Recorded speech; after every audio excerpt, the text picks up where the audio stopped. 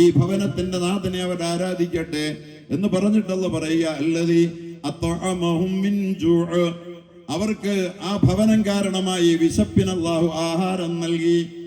ഭക്ഷ്യസുഭിക്ഷയ്ക്ക്, ഒരു നാടിന്റെ ഭക്ഷ്യസുഭിക്ഷയ്ക്ക് പരിശുദ്ധമായ കഅബാലയത്തെ അന്നത്തെ അറേബ്യയിൽ ആധാരമാക്കിയ, കാരണക്കാരനാക്കിയ അള്ളാഹുവിന് അവർ നന്ദി ചെയ്യട്ടെ, ആരാധിക്കട്ടെ. അപ്പോ ഒരു നാട്ടിൽ ഒരു പള്ളി വന്നാൽ ആ പള്ളിയെ ആ നാട്ടിലുള്ള ആളുകളെല്ലാം ഒരുപോലെ അംഗീകരിക്കുകയും സ്നേഹിക്കുകയും ചെയ്യുന്ന സ്ഥിതി വന്നാൽ, ആ പള്ളിയുടെ നിർമ്മാതാക്കളെ, അതിന്റെ പരിപാലകരെ സമൂഹം വിലമതിക്കുകയും ആദരിക്കുകയും ചെയ്യുന്ന സ്ഥിതി വന്നാൽ, അതാ നാടിന്റെ ഐശ്വര്യത്തിനും സമ്പൽ സമൃദ്ധിക്കും അവരുടെ ഉപജീവനത്തിന്റെ വിശാലതയ്ക്കും അവരുടെ ആഹാരത്തിനും അത് വകയാണ് എന്ന് പരിശുദ്ധ ഖുർആൻ സൂചിപ്പിക്കുകയാണ്. നേരെ മറിച്ച് പള്ളി വന്നു, പള്ളി വരുമ്പോഴേ പള്ളി അപകടം പിടിച്ചതാണെന്ന് വിചാരിക്കുക, എന്നിട്ട് പള്ളിയുമായി ബന്ധപ്പെട്ട ആളുകളെ ശത്രുതാ മനോഭാവത്തോടെ കാണുക, എന്നിട്ട് പള്ളിയെ പൊളിക്കാനും തകർക്കാനും ശ്രമിക്കുക, എന്നിട്ട് മാറി നിന്നുകൊണ്ട് അതിനെതിരെയുള്ള കുതന്ത്രങ്ങൾ മെനയുക. അങ്ങനെയൊക്കെ ചെയ്താൽ ആ പള്ളിയെ ചുറ്റിപ്പറ്റി ആ പള്ളിയിലൂടെ ഉണ്ടാകുന്ന വികസനത്തിന്റെ സാധ്യതകൾ നമ്മൾ തടസ്സപ്പെടുത്തുമ്പോൾ ആ നാടിന്റെ ജനതയ്ക്ക് അല്ലദീ അത്അമഹും മിൻ ജൂഅ്, ഭക്ഷ്യസുഭിക്ഷയെ സ്വയം തടയുകയാണ് അവർ ചെയ്യുന്നത്. നാട്ടിലുള്ള മനുഷ്യർ ചേർന്ന് നിന്നാൽ അവരുടെ കച്ചവടം വളരില്ലേ? അല്ലേ? നാട്ടിലുള്ള ആളുകൾ പലചേരിയായി മാറിയാൽ എന്താ സംഭവിക്കുക? വളർച്ചയാണോ? തളർച്ചയല്ലേ? നഷ്ടമല്ലേ? നാശമല്ലേ? അതുകൊണ്ട് നിങ്ങളുടെ ഭക്ഷ്യാഭിവൃദ്ധിക്ക് അല്ലദീ അത്അമഹും മിൻ ജൂഅ്, നിങ്ങൾക്ക് അന്നം മുട്ടിപ്പോകാതിരിക്കാൻ നിങ്ങളുടെ നാടുകളിൽ നിലകൊള്ളുന്ന പരിശുദ്ധമായ കഅബാലയത്തെ കുറിച്ചാണ് ഇത് പറഞ്ഞതെങ്കിലും എന്റെ പ്രിയപ്പെട്ട സഹോദരങ്ങളോട് ഞാൻ പറയാൻ ആഗ്രഹിക്കുകയാണ്, അല്ലാഹു സുബ്ഹാനഹു വ തആല മനുഷ്യരാശിയെ ഒന്നായിട്ടാ കാണുന്നേ.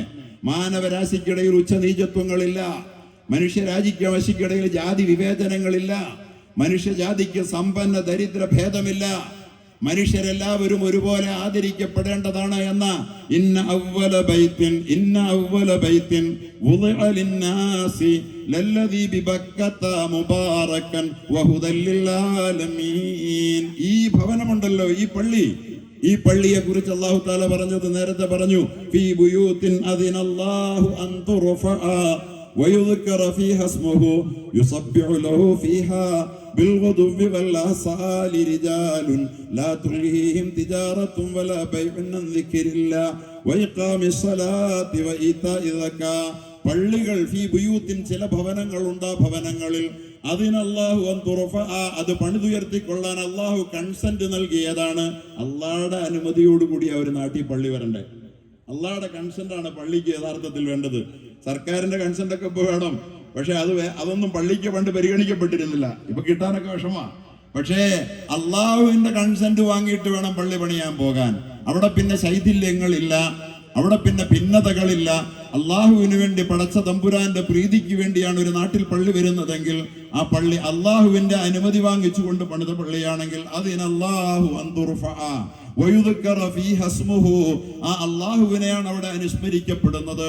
പടച്ച തമ്പുരാൻ, ഈ പ്രപഞ്ചത്തിന്റെ നാഥനായ തമ്പുരാൻ, ഏകനാഥനായ അള്ളാഹ്, ഈ മഹാപ്രപഞ്ചത്തെ അടക്കി ഭരിക്കുന്ന തമ്പുരാൻ അല്ലേ? നാം ജീവിക്കുന്ന വിരലൊന്ന് ഞൊടിക്കുമ്പോൾ നമ്മയും കൊണ്ട് 30 കിലോമീറ്റർ കറങ്ങുന്ന ഭൂമിയെ നിയന്ത്രിക്കുന്ന തമ്പുരാൻ, അവനെയാണ് ഇവിടെ അനുസ്മരിക്കപ്പെടുന്നത്, മറ്റാരെയും അല്ല. വിരലൊന്ന് ഞൊടിക്കുമ്പോൾ നമ്മയും കൊണ്ട് 30 കിലോമീറ്റർ കറങ്ങുന്ന ഭൂമിയിലാണ് നമ്മൾ ജീവിക്കുന്നത്. ബക്കറ്റ് കളക്ഷൻ വരുന്നുണ്ട്, സഹകരിക്കണമെന്ന് പ്രത്യേകം പറയണ്ടല്ലോ. ഇതൊക്കെ ഇതിന്റെ ഭാഗം. ഈ സഹകരണം, ഈ സഹവർത്തിത്വം, ഈ പങ്കുവയ്ക്കല്, ഇതൊക്കെ ചേർന്നിട്ടാണ്